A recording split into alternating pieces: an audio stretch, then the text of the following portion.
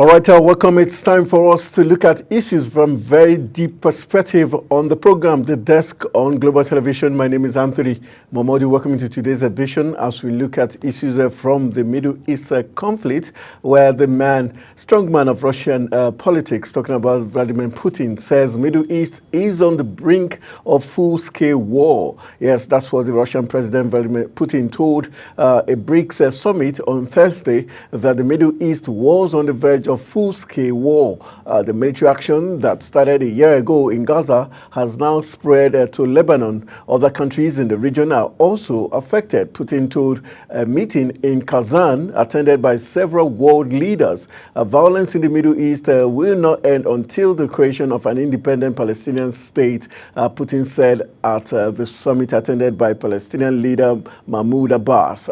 All right, we'll be looking at that issue deeply, and also we'll be taking you back to Nigeria as we look at a very interesting talking point where President Bola Tinubu has appointed 7 new ministers to his cabinet. The appointment was announced in a statement issued by the presidency following the Federal Executive Council meeting on Wednesday. And some of the new persons that will be taking the helm of affairs has to do with Bianca Odumegu Ojukwu, who was appointed Minister of State for Foreign Affairs, while Jumoke Oduwole was named the Minister of Industry, Trade and Investment, replacing Doris Uzoka Anete, who has been reassigned as the Minister of State Finance.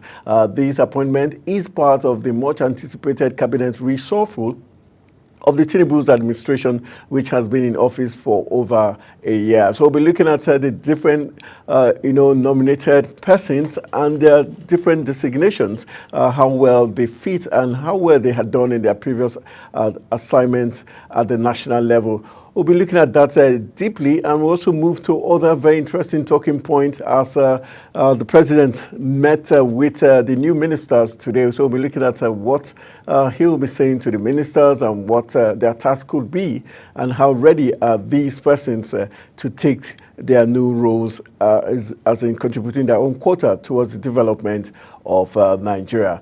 From that, we'll be moving to other talking points as we look at the 6 billion debt. Yes, the federal government is saying that the NNPC has commenced payment. Talking about the Nigerian government through the Finance Ministry has announced that Nigerian National Petroleum Company Limited has commenced the process of paying off its debt. The Minister of Finance and Coordinating Minister of the Economy, Wale Edun, made that announcement. So we'll be looking at how this would affect the economy of the country. Then we'll be taking you close to food items price hike.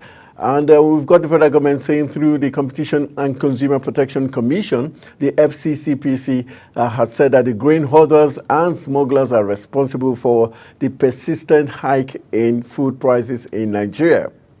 Do you agree with them? Do you agree with the Executive Vice Chairman of the FCCPC, Tunji Bello, who made this known in a town hall meeting with industry leaders of micro, small and medium enterprises? Do you think the federal government is shying away from one of the main basic causes of the hiking price, which has to be the fact that insecurity, that farmers are not able to go to the farms to farm, and even when they do farm, they do not have the right to harvest their goods, and also the issue of bad roads to take their farm produce to the right places for it to be sold. And so we'll be looking at that issue very deeply at the comment of the FCCPC chairman. We'll also be looking at, we're taking you to Benue State, where Governor Hyacinth Alia is in the news, as the Benue State Governor, Reverend Father Hyacinth Alia, has suspended the State Attorney General and Commissioner of Justice and Public Order, Barrister Fidelis Meaning, for supporting and joining the suit challenging the legality of the Economic and Financial Crimes Commission, EFCC, and the Independent Corrupt Practices Commission without consulting Governor Alia. So we'll be looking at that closely. All this is what we'll be looking at in today's edition and others. And we'll have our guest join us via Zoom or via the phone call interview. We'll be having the Executive Director of Inspiring Youth Africa Initiative. He is not a person but Jeremiah Agala to join us and help us look at these issues. Good evening, Jeremiah Agala. Thank you for joining us on the program, The Desk. Good evening. Thank you for having me tonight. Agala, can you hear me? Yes, I can hear you. Good evening. Thank you for having me. All right, let's start our discourse from the global perspective, where we have the Russian President Vladimir Putin addressing the BRICS summit, saying that the Middle East is on the verge of a full-scale war. He says the military action that started a year ago in Gaza has now spread to Lebanon and other countries of the region, and which has also affected. Putin is saying that this would end into a full-scale war if nothing is done. The fact that, and also insisting that there must be a Palestinian state, independent Palestinian state, for peace to be in the Middle East. Do you support what Vladimir Putin is saying, and do you think he's got the backing of the Middle East?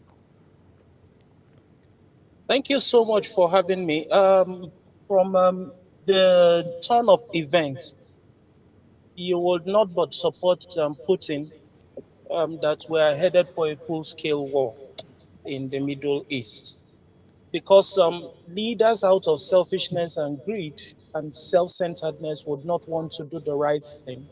And because we do not value lives and properties, we are not far from a full-scale war actually in the Middle East. And Putin is right. So it's high time world leaders, like I said yesterday, come together and put an end to this. Every stakeholder in that project has to understand that it is beyond them. It's about the people. The people suffer, not even the leaders itself. These leaders have capacity to secure themselves, but the people are at stake.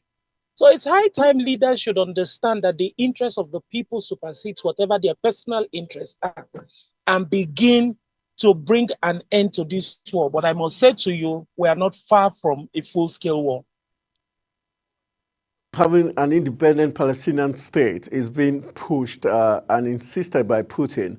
Do you think we're going to achieve that for peace to reign? And seeing the mood the Israeli Defense Forces are in and the body language of the Americans and the United Nations, do you see us achieving an independent Palestinian state? If that is what will put an end to this charade and this crisis, why not allow it happen? But like I said, because of selfishness, because of greed, because of ego, our leaders would not want this war to end. If it is the price to pay for our people to be secured, for human lives to be valued, I don't think it is out of place. Let there be a negotiation. This war has gone on for too long. It's high time leaders bring this war to an end. And whatever it would take to ensure that that happens, they should ensure that it happens. Let it not escalate into a full-scale war. All right. From the perspective of the Israelis, they believe that if they achieve an independent Palestinian state, and the Palestinians seem to have some leaning towards the Hamas group, and the Hamas group is going to take advantage of that and attack the Israeli state as has weakness in the past. Do you think the Palestinians have to prove to the world and to the Israelis that there's a sharp divide between them and Hamas group?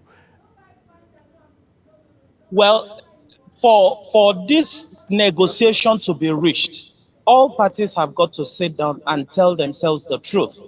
The fears of Israel should be considered. The fears of Palestinians should be considered. And all of these things should be taken into consideration. For me, I don't think there is any price too much to pay for the preservation of the lives and properties of the citizens of this country. Palestine should be able to let Israel understand that they have no hand and they have no dealings with the terror group. And Israel should also agree. It's a mutual thing. It's a two-way thing, my brother.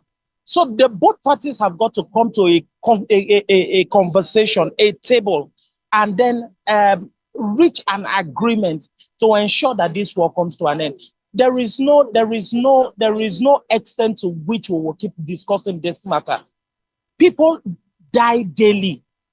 Children are becoming orphans by the day. Properties are destroyed. It is costing us more getting into war than it will cost.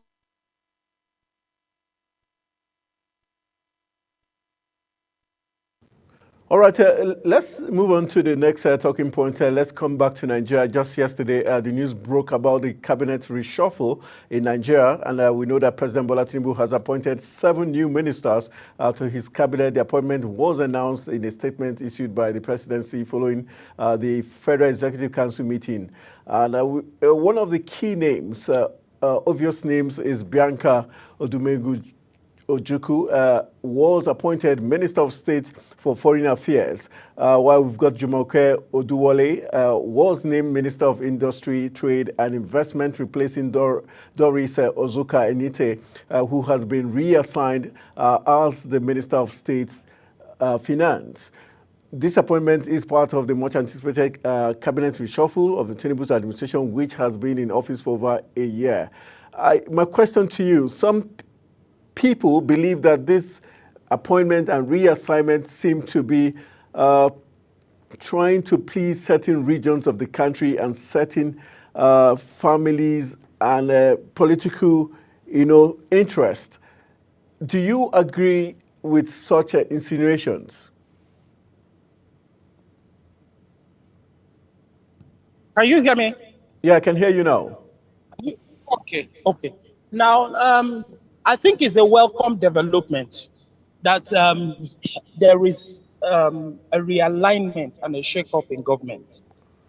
This is long overdue because you and I understand and agree that some of these people who were let off were not doing the proper thing.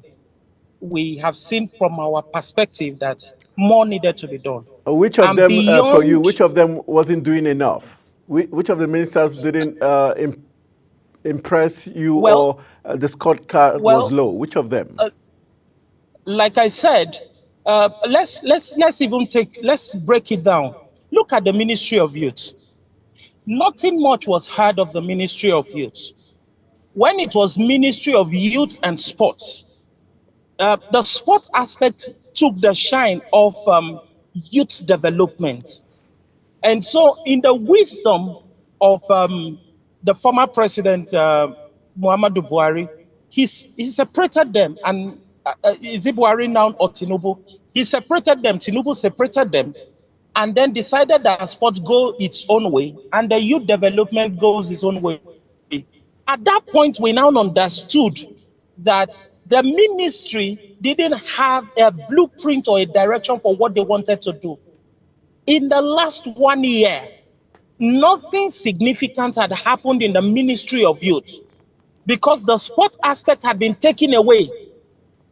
The sport ministry now kept having engagement, but it felt like the ministers didn't know what to do.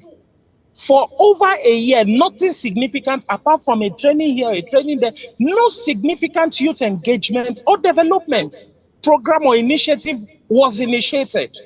That is not good enough. The Minister for Women Affairs was constantly on the news for the wrong reason, Barrister Uju. For the wrong reasons. It is either she's having an issue with UN, or she's having an issue with investors, or she's initiating a program where she is distributing keke to women as an empowerment program. Where is that heard of in this age and time that you distribute keke to women as an empowerment initiative? So it is the right thing to have done, that the ministers who are not performing were laid off and new hands are brought into the system. Our prayers and hope is the fact that these ones deliver on the agenda of Mr. President. I hope they have a blueprint, they have an understanding of what is to be done. I must commend the effort of some of the ministers who have done well, like the Minister of Interior. He's been able to revolutionize the Ministry of Interior. We had backlogs of immigration passports, which you cannot get renewed. Severally, at some point, even our embassies outside of this country, you could not get your passports renewed. But within the first 1, 2, 3, 4 months, he was able to clear all those backlogs, and we deal able. He's been able to do some interventions as far as the correctional centers are concerned. These are some of the things would I you say know he has done personally. when it has to do with the correctional centers, where we had a lot of jailbreaks and the reconstruction or he promised, or reforms he promised in the correctional service was just based on the name tag, but not necessarily what was going on there. We've seen several controversies as regards the correctional centers. And don't forget that he was also implicated in the Better Edu case. Would you give me a clean sweep? And people have said, why wasn't he brought in for questioning as regards his company being indicted in the Better Edu's humanitarian crisis scandal? Okay, I am not the spokesman for the Minister for Interior, and I would not want to be his spokesman. I wouldn't want to get into the merit of the issue between or his involvement in the Better Edu's issue. I knew he was called at some point by the president, and maybe he was able to justify why he shouldn't be sanctioned. I don't know about that. But one of the things I advocate and I stand for is that when officers saddled with the responsibility of public offices do the wrong thing or are indicted, they should be brought to book. It will serve as deterrent to others. That is my position on that matter. But the details of why he wasn't brought in for questioning or whatnot, I don't have details about it, so I may not want to comment on it. Now, the issue of jailbreaks, I think we had 1 or 2 when he assumed office as the Minister for Interior, and he rose up to the occasion. I have seen him engage in certain reforms, or I had followed his antecedents to see some of the reforms he is engaging in. He is one of the most responsive ministers we'll have in this government, that wherever there is an issue as it relates to his ministry, he stands up to it. Look at the issue between the Bobrisky, the Very Dark Man, and the likes. Before you could say Jack, he set up an investigative committee. Whether they did a good job or not, that's being responsive. If we can have leaders who can be seen to be responsive, Nigerians are not difficult people to govern. They just want to see you be responsive. Live up to expectation. Do the best you can, understanding that there are challenges around you that may not allow you to do all of the things you need to do. We understand that, but live up to expectation. Do the best you can and leave the rest. Let the next administration that comes on board do the best they can. If we keep moving it from one stage to the next, I'm sure we won't have the backlog of leadership challenges we have and we face as a nation. So he is one young minister who is doing well. And personally, this is my opinion, I commend him. You have the Kayamos who are doing their best. You have the Wikis who are doing their best. And so I wish every other minister live up to expectation. Even if it is little, let us see them do something.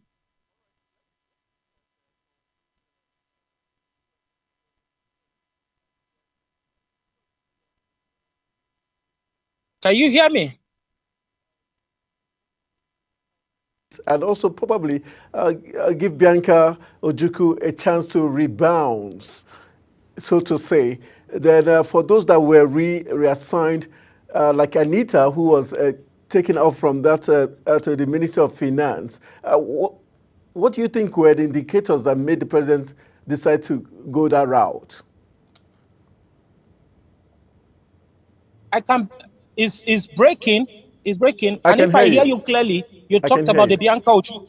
You talked Yes. about the Bianca Ojukwu who Do has you just been agree that it was appointed, and that appointment was made as a strategic move to appease the people of the Southeast and also technically also give her a chance to rebound in all ramifications? Then we're talking about the president of Doris Uzoka Anete, who was reassigned to the Ministry of Finance from Minister of Industry, Trade and Investment.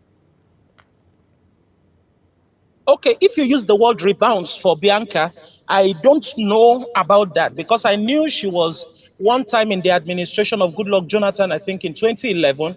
And I have also known that at some point she was our ambassador, I think, to Ghana and either Switzerland or thereabout. I think she was also an ambassador to those countries. So she's been in the system.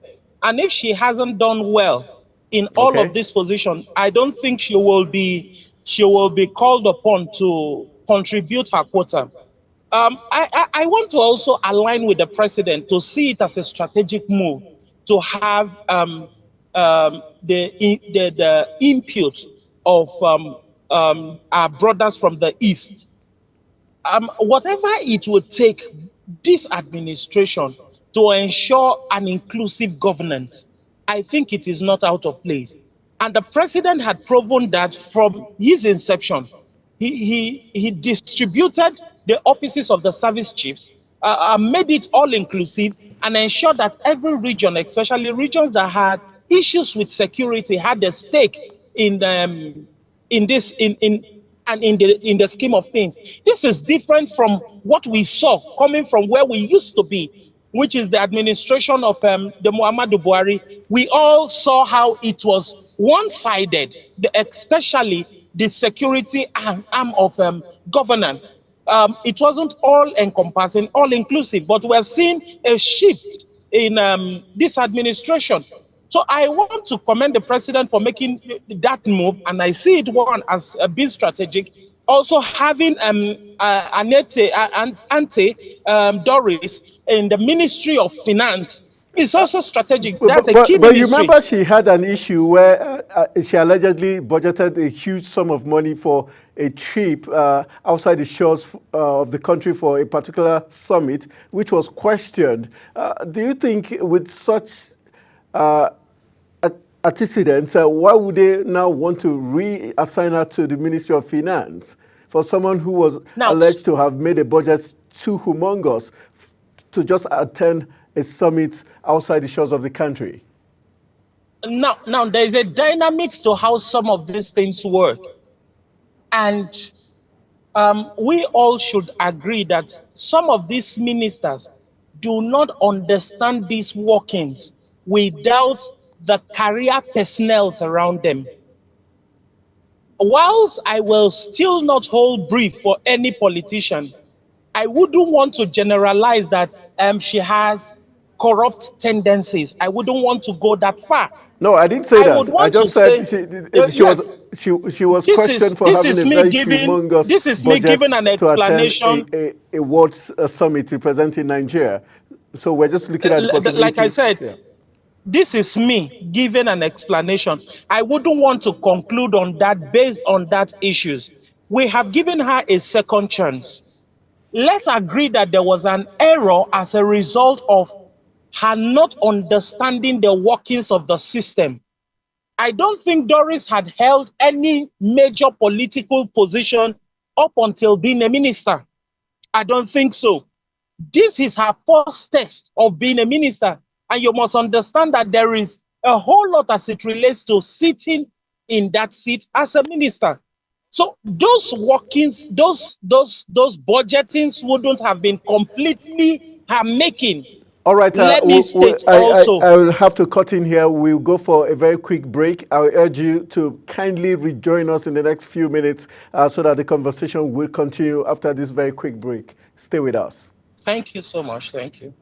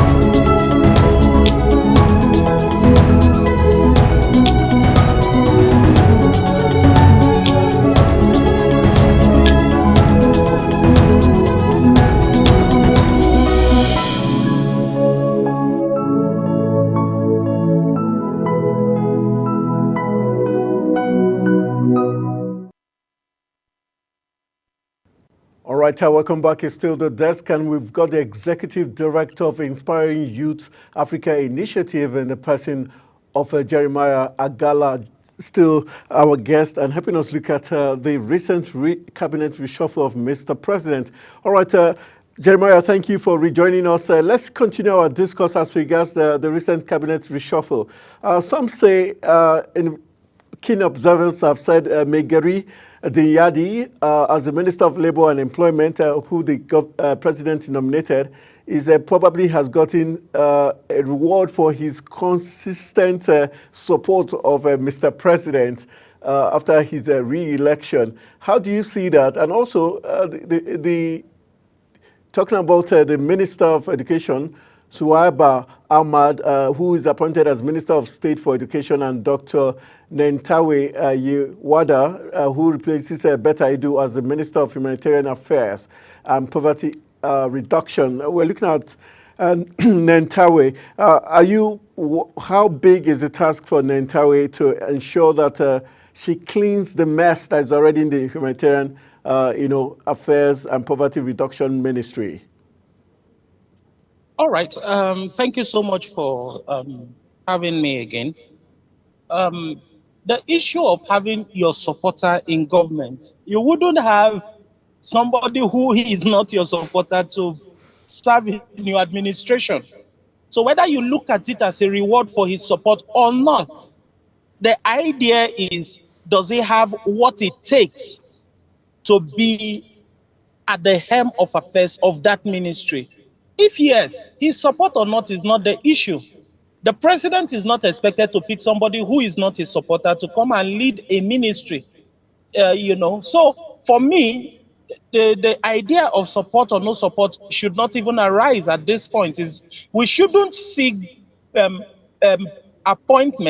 ministerial appointments as compensations or as reward for support.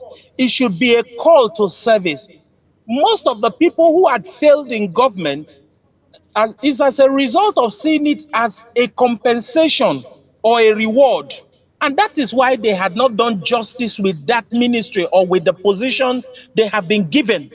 So I should see it as, is he qualified? If yes, does he have what it takes to lead that ministry? If yes, give him an opportunity to do that. And if he doesn't do it, he should be kicked out of the system and a competent and brought on board.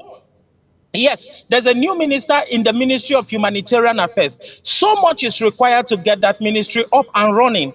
It is a ministry that requires tact. It's a ministry that holds the key to the renewed hope agenda of this administration.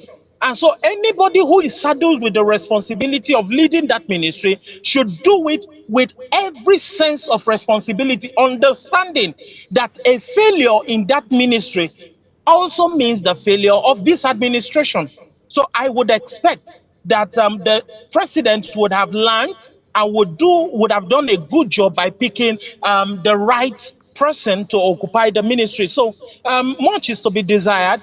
We're looking forward to seeing what they bring to the table. All right. Lots of people in some quarters seem to say the president was spot on when he sacked Uju Ken Ohaneye as Minister of Women Affairs. Do you think that was, to some people, it wasn't fair? She was doing her job, even though she seemed very overly firm.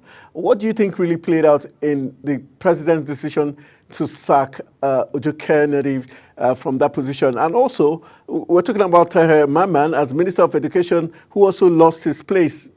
Some say his policies were controversial, saying Nigerian youths must be 18 before they get into university, not taking into account the fact that some children of this generation seem to develop even faster than their age. What's your take on those two? Some of our leaders were actually firmly ignorant.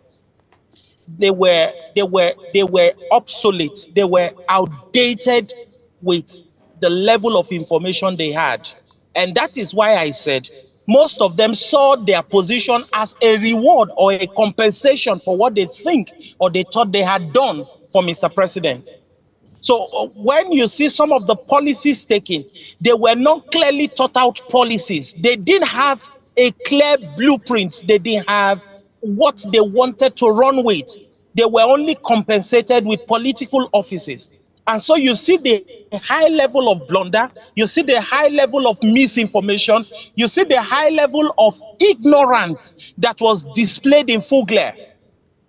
For Barrister Uju, I think her sack was long overdue because she was ignorant of the position which she occupied. She was disconnected from the people she was called to lead. So I felt we needed somebody who was more connected to the people. Being a humanitarian is different from leading a vast set of people like the women of this great nation. They hold a critical key to Mr. President's agenda. Once you can actually satisfy the women, the men wouldn't be so much of a challenge. So she was actually disconnected even with her policies. Her policies were not aligning. I'll give you a typical example. How do you explain that a minister for women affairs will buy keke as an empowerment program for women? How do you explain that? How do you explain that? Yes, she was going about doing, she thought she was doing the job, but she was doing it wrongly. She was overbearing, she was overstepping her bounds. And whether we like it or not, as minister, what you do represents the president. You are a reflection of the thought, the actions or inactions of the president. She was bringing, she was making us look very not respected in the Committee of Nations. Her embarrassment to the United Nations women and a whole lot of other things were long overdue. Imagine a minister for education who comes up to tell you that children at the age of 18, except you are 18, you can't get into the high school. When you have little kids, I think I read something about a young child, I think either from China or Taiwan or thereabout, one of these Asian countries, who graduated from the university at the age of 21. And here we are in a country where a minister comes up to tell you that we shouldn't admit, we shouldn't even allow children get into the high school, the higher institution until they are 18. Who does that? When if you look at the scale of things, there are companies who will not be willing to take people who are above 30 into their organization. Where do you think these people will finish school? When do you think they will serve? When do you think they will get a job? There were more things that we would have given attention to beyond those things. Our education system are having issues. This incessant strikes here and there. Those things have not been resolved up until now. Minister was not giving attention to those things, but was giving attention to frivolities. So I think the president is right. The people he had taken off the system were the right set of people. I'm not saying he has completely done a clean job, but what I'm saying in essence is the fact that he has set a pace, he has set a precedent. Anybody who is given a responsibility now will sit up and live up to it, knowing fully well that if they do not deliver, they will be kicked out of the system. So I align with him completely, and I am excited as to some of the things he's done. What has happened to Betta Edu should send a signal to whoever is heading the Ministry of Humanitarian Affairs that there will be no sacred cow in this administration. I think beyond just taking people out of the system, if anyone is found culpable, they should be brought to justice. This should be able to tell every other person occupying political offices or any public office that they should be careful. And once these things are done, it sends a perception down the spines of people, and we begin to look at this administration in a different light. So I'm thinking the president had done a good job with his reshuffle, or with the cabinet reshuffle.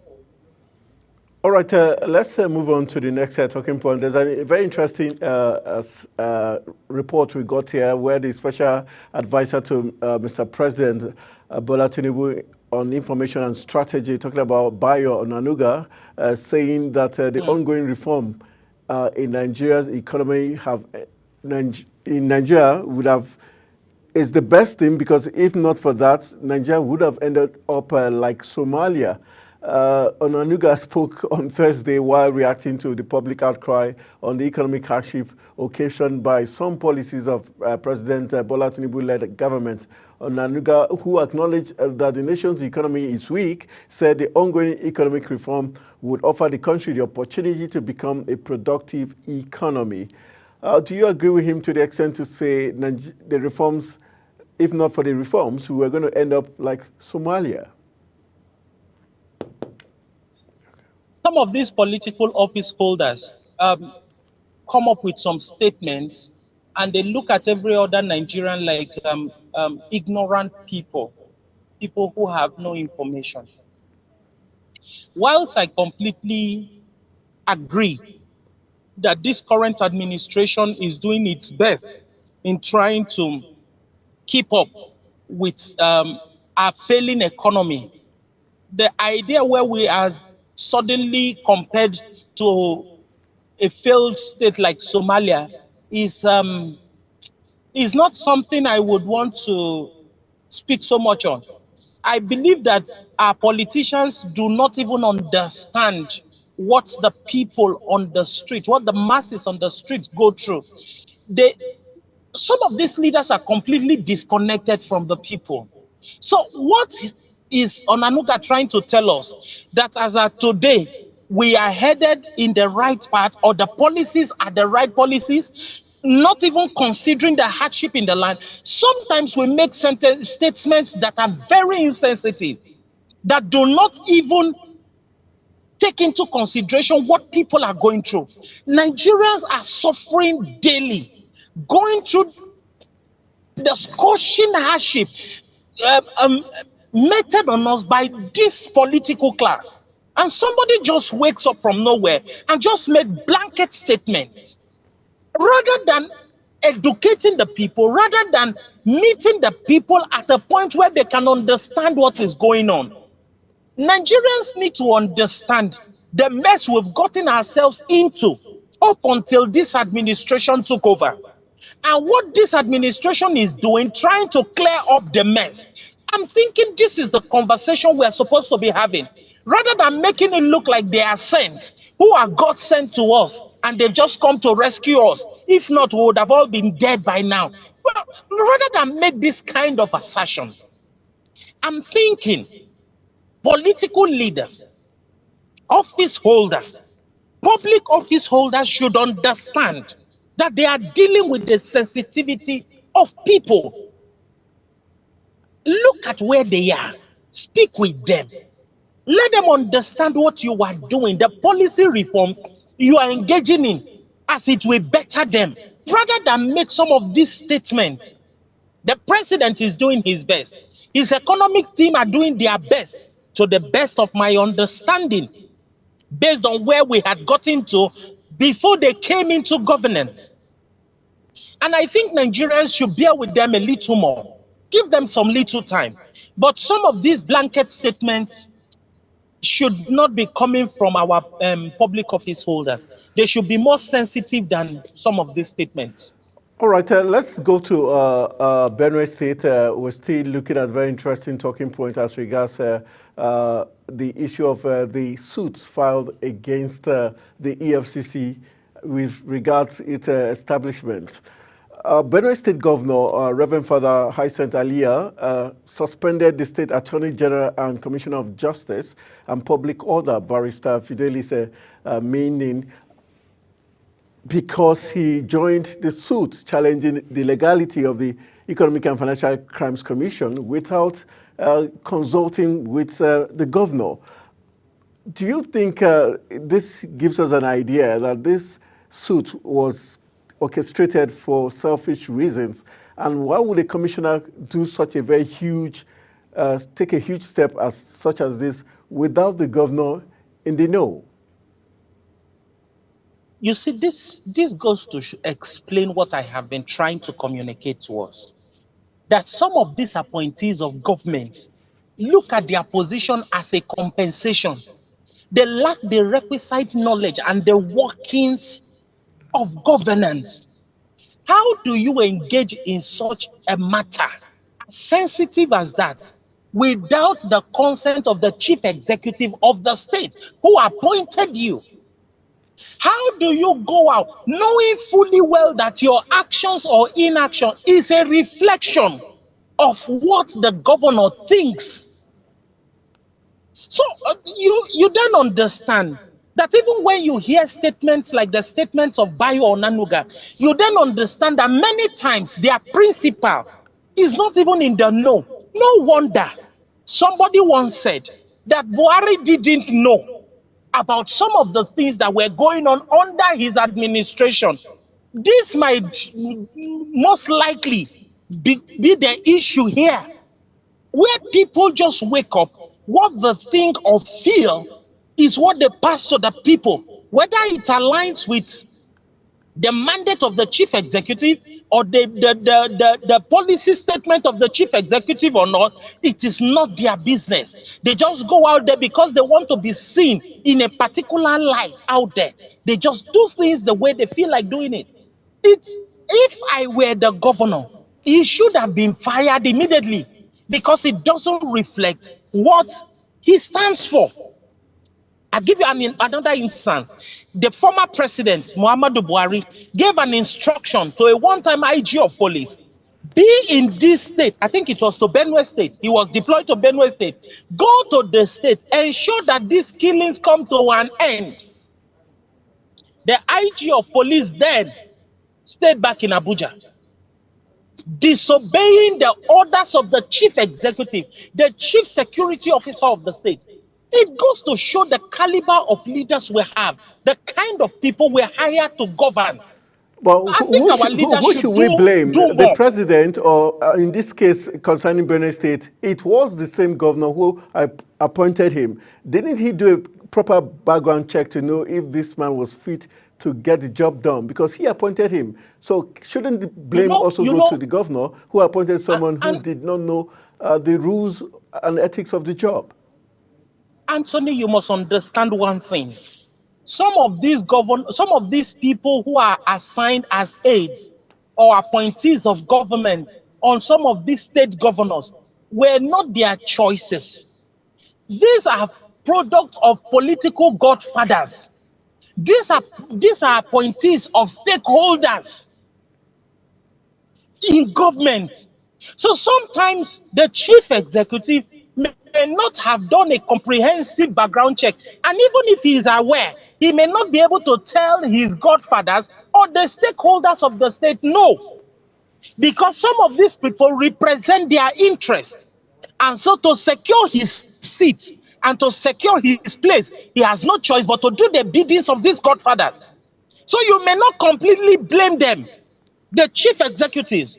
Only when some of these people begin to goof like this and do the things they are not supposed to do, that you then understand that this person do not even understand the mandate, or he's not even aligned with the mandate of the chief executive of the state. His loyalty is to someone else. Look at the crisis in Rivers State, where somebody tells you, I'm an appointee of the governor, but I'm loyal to the past governor. How do you explain it? All right, let's just to get to what should be the solution in such matter. Now, we should get to the point where we get loyal people, the right people into offices.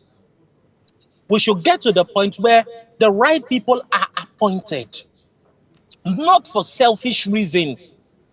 My brother, you must understand that some of these leaders do not have the interests of the people at heart.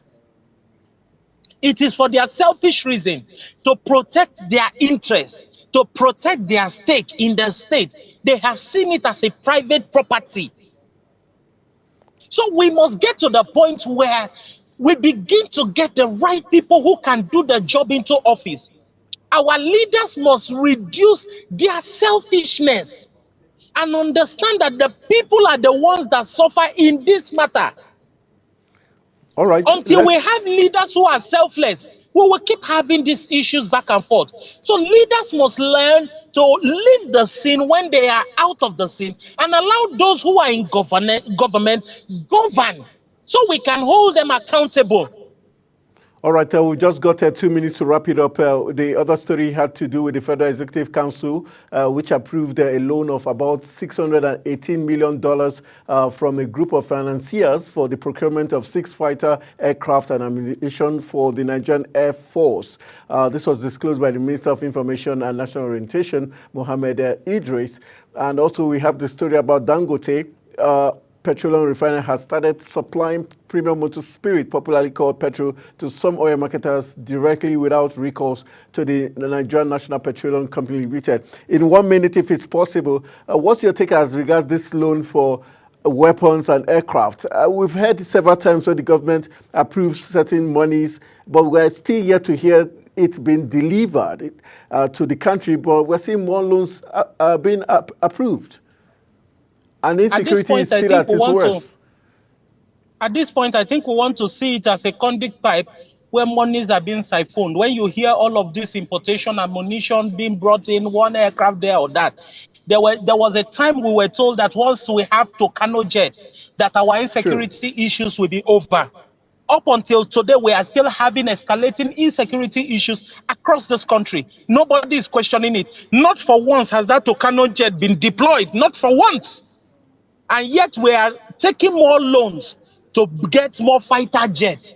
Who is deceiving who? How long do we keep going around this circle? Our leaders should not think that they are taking us for a fool. We should get to the point where some of these leaders should be called to order. Now they've taken the loan without even questioning, without asking. There's been an approval for it. What has happened to the previous ones that have been taken? What have happened to the previous purchases that we've made? Nobody is questioning. And we have taken another loan. Let's see how much this helps. Let's see how much it will end the insecurity issues. They just feel when they mention the word insecurity, they've appealed to our sensibilities, and then we are helpless, so we do not have a choice. On the issue of the Dangote refinery, this is long overdue. I think we will someday win this war, because this is the Nigerian masses against the political elite. Because I don't understand why somebody sets up a refinery and then there's this back and forth whether we should sell or we shouldn't sell, why we should. This is long overdue. This is not necessary. So if they've approved that he should begin to sell to marketers, I think it's a welcome idea. All right, thank you very much for joining me on the show. We've been talking with the Executive Director of Inspiring Youth Africa Initiative and the person of Jeremiah Agala, helping us look at issues from a very broad and balanced perspective. Thank you very much, and I urge you to enjoy the rest of your day. All right, that's how we call it a wrap on today's edition of the program at the Desk on Global Television. My name is Anthony Momodu, saying thank you for being part of today's analysis. Let's do this again tomorrow.